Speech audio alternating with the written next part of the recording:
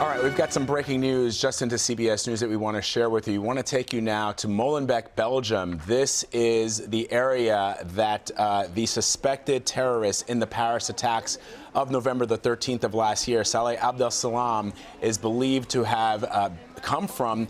And just moments ago, according to a reporter for RTL TV1, which is the Belgian station there, police, special forces police there, you see them on the ground there, raided several locations in this neighborhood.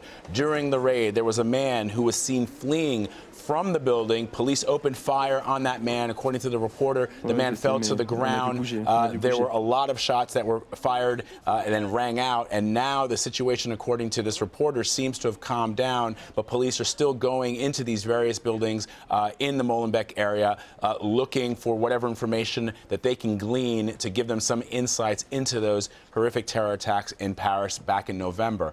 Now, this all started earlier this week when fingerprints of Salah Abdeslam were discovered in another area within Brussels, but not in the Molenbeek area, in another area known as the Forest area. Police believe that his fingerprints were there. They're not exactly sure when he might have left those fingerprints, but that then led them to this neighborhood, back to Molenbeek, where Salah Abdeslam was pretty much raised for most of his life. That is a wanted poster that the Belgian authorities have put out there. It just essentially says, if you have any information with regards to Abdeslam, please to contact the number that they have listed there, and it gives some information as to his appearance. This is the man who many officials believe was primarily responsible for those attacks back in November, if you recall, where 130 people were killed at various locations in Paris. This man was able to flee the scene, and police have been searching for him ever since November the 13th. Again, this information just coming into us here at CBS News, very, very fluid. There you see the reporter. So I'm told from our control room that the Prime Minister of Belgium received the phone call about the situation that is actually unfolding at this very moment there. And there is the Prime Minister,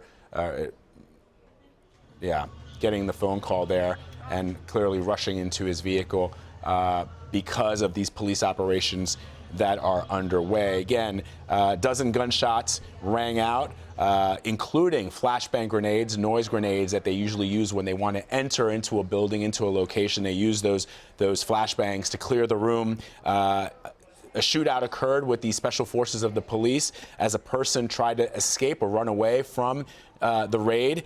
That person was found lying in the street. The area has now been cordoned off. There are ambulances and fire trucks in addition to the special forces police on the ground there. We're going to continue to monitor exactly what is happening there. But for now, according to the reporter from RTL TV1, things have, for the moment, calmed down. But there are still, you can see lots of crowds of people gathered around in this area. I've been to Molenbeek. I'm not sure. I can't tell from the pictures that we're seeing if this is the same building that we visited. But in our time in Molenbeek, the apartment where Salah Abdeslam lived is not very, very far from what many people would call the town hall in the United States, where the mayor, the burgermeister of Molenbeek works. Less than 200 yards away from her office is the apartment of his family. So I can't tell from these shots if that is the area where these raids are being conducted. But it is in the Molenbeek area, and that is the area where many law enforcement officials believe these suspects came from and lived. This area has in the past provided or has been considered an area where some of the people who are responsible for the attacks that we've seen in Paris and even before that have come from. So that is the information coming out of Molenbeek in Belgium. I'm just wanted to listen into what this reporter is saying and relay that back to you. But I think for now, we're going to take a quick break. We're going to continue to monitor the situation there. And as we get more information, we'll share it with you right here on CBSN.